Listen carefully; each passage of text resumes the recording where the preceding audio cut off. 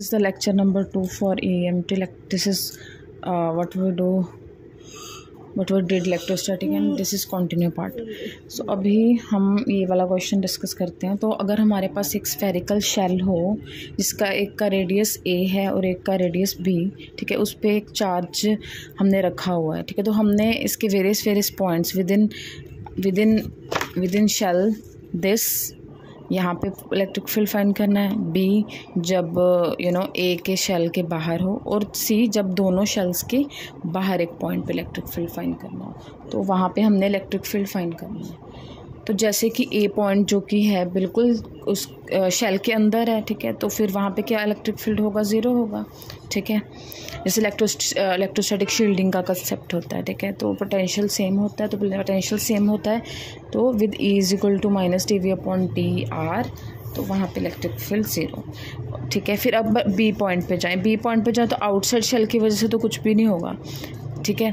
तो इनसाइड के ऊपर जितना भी चार्ज है, ठीक है, तो वो कंट्रीब्यूट करेगा, राइट. सो आर बी का डिस्टेंस, सो वही इलेक्ट्रिक फील्ड का फॉर्मूला लग जाएगा, और सी पे ये दोनों का कंट्रीब्यूशन होएगा, ठीक है. सो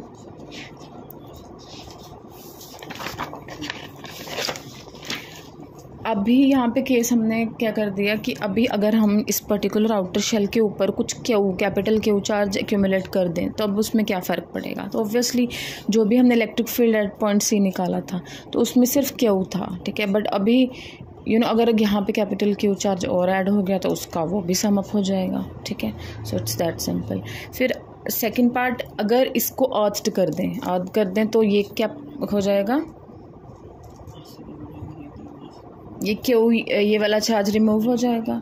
तो फिर हमारे पास क्या रह जाएगा, अगर हम आउटर स्फीयर के ऊपर, ठीक है, आउटर स्फीयर के ऊपर वो चार्ज को अर्थ कर दें तो फिर क्या होएगा, ठीक है. तो अब हम बी पॉइंट पे अगर फाइंड करें तो फिर क्या हो जाएगा, तो इट मीन्स अगर आउटर, तो इन दोनों के बीच में यहाँ पे इक्वल चार्ज हो जाएगा, ठीक है. तो पोटेंशियल यहाँ पे ज़ीरो हो जाएगा, राइट. और अगर हम इलेक्ट्रिक फील्ड की बात करें तो इलेक्ट्रिक फील्ड भी ज़ीरो हो जाएगा, पोटेंशियल ही ज़ीरो है, ठीक है. So this is. फिर we will move on to some another question.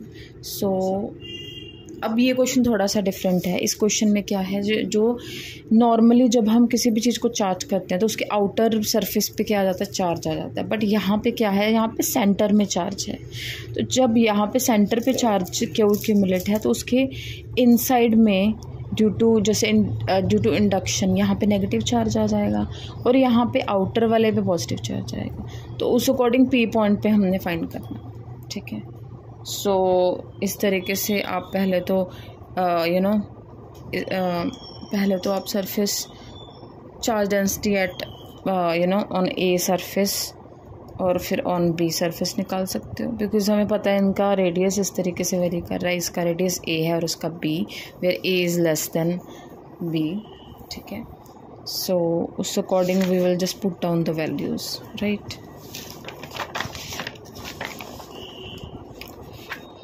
फिर अभी स्प्रिंग कांस्टेंट हमारा क्लासिकल में it's part of that. So अगर मास इस तरीके से, अब मास पड़ा है उसका कुछ स्प्रिंग कांस्टेंट, सॉरी यहाँ पे स्प्रिंग नहीं है, यहाँ पे सिर्फ मास है, ठीक है. यहाँ पे एक मास ऑब्जेक्ट है, उसके ऊपर कुछ चार्ज है, ठीक है. बट इसको एक इलेक्ट्रिक फील्ड के अंदर रखा है, तो वो इलेक्ट्रिक फील्ड की वजह से वो एल डिस्टेंस तक ट्रैवल करेगा. वो कितने टाइम में करेगा, फर्स्ट ऑफ ऑल तो हमें पता है कि अब ये चार्ज इस पे ऊपर क्यों चार्ज है, इलेक्ट्रिक फील्ड खुद चार्ज की वजह से जो भी हम एक्सटर्नल इलेक्ट्रिक फील्ड अप्लाई कर रहे हैं, तो वहाँ पे फोर्स क्या आ जाएगा, क्यों ही. और नॉर्मल फोर्स क्या होता है, मास इनटू एक्सेलरेशन. तो वहाँ पे जो ये कांस्टेंट एक्सेलरेशन के साथ मूव करेगा तो वो हम निकाल लेंगे. मान लो वो ऐसे करके हमारा कुछ एक्सेलरेशन इतना आ गया, और ये जो जब हम सेकेंड इक्वेशन ऑफ मोशन लगाएंगे, क्योंकि हमारे पास ये डिस्टेंस l है, ये रेस्ट से स्टार्ट किया और एक्सेलरेशन कांस्टेंट एक्सेलरेशन a है, so we will find that time t। But अभी क्या है, जब ये यहाँ तक पहुँच गया, ठीक है, ये इन इलास्टिक जो है हमारी वॉल है, ठीक है, तो अभी जो यहाँ पर पहुँचने के बाद जब ये यहाँ पे फिर भी इसको इलेक्ट्रिक फील्ड मिल रहा है, तो वो किस तरीके से करें, जैसे स्प्रिंग मास को स्प्रिंग के साथ अटैच कर दें तो फिर वो क्या ऑसिलेट करने लग जाता है, तो अब ये यहाँ पे ऑसिलेट करना स्टार्ट करेगा, ठीक है। तो अब ये किस तरीके से ऑसिलेट करेगा, और वो जितने उसके अंदर जितने रिस्टोरिंग फोर्स है तो वो उस चीज़ को यूज़ करेगा, तो इसलिए इसका टाइम क्या 2t, और इस तरीके से हम इसको सॉल्व कर देंगे, ठीक है। सो अभी वी हैव, जैसे अभी हमने स्प्रिंग को ऑसिलेशन को एक्सप्लेन किया इन टर्म्स ऑफ स्प्रिंग, और अभी हमने एक एग्जांपल को भी डिस्कस किया, तो अभी हम स्प्रिंग के ऊपर आ जाते हैं। अगर कोई मास अटैच्ड हो, उसके पास कुछ चार्ज हो और वो एज ए स्प्रिंग के साथ अटैच्ड है, तो अगर हम उसको इलेक्ट्रिक फील्ड के अंदर रखें तो वो पहले तो इस तरीके से, ठीक है, तो ये इसका डायग्राम है।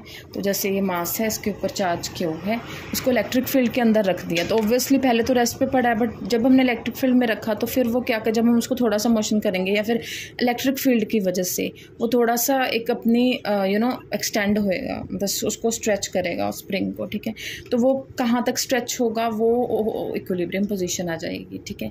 बट उसके बाद अगर हम खुद अब कुछ फोर्स लगा के उसको स्ट्रेच करें तो फिर मान लो वो कुछ x0 डिस्टेंस, क्या मतलब खुद मोशन लगा के अगर उसको स्ट्रेच करेंगे तो फिर वो क्या करेगा, अपना जब नॉर्मली वो पड़ा है, ठीक है, वो अपनी रेस्ट पोजीशन पर, बट विद ई वो नॉर्मली जो अपनी इक्विलिब्रियम पोजीशन तक जा रहा है तो वो हमारी इक्विलिब्रियम पोजीशन हो जाएगी। बट जब हम उसको थोड़ा सा मोशन देंगे, जैसे इलेक्ट्रिक फील्ड भी एक तरीके का मोशन ही हो गया, ठीक है, तब हम पहले तो वो जब ये मीन से अब एक्स मैक्सिमम तक जो इसको कितना स्ट्रेच करेगा, जैसे ये इलेक्ट्रिक फील्ड फोर्स लगा रहा है बट स्प्रिंग उसको पीछे खींचेगा, तो ये एक्स मैक्सिमम तक कितना जाएगा, तो इस तरीके से हमने ये वाले फॉर्मूले से निकाल लिया।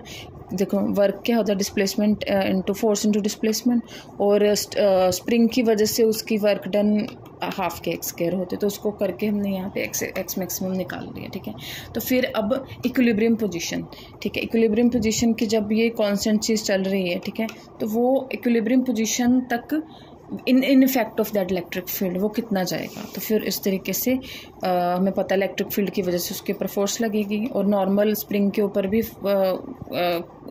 फोर्स होती है जो कि होती है कि x0 वो इक्विलिब्रियम पोजीशन होगी, तो वो हम इक्विलिब्रियम पोजीशन ये निकाल ली। तो मीन्स अगर मैक्सिमम स्ट्रेच की बात करें अंडर दिस इलेक्ट्रिक फील्ड, ठीक है, तो फिर वो 0.5 मीटर x0 से डिस्प्लेस कर देगी, बट इक्विलिब्रियम पोजीशन के विद रिस्पेक्ट टू जब ई लग रही है तब वो just 0.25 means half of that, ठीक है।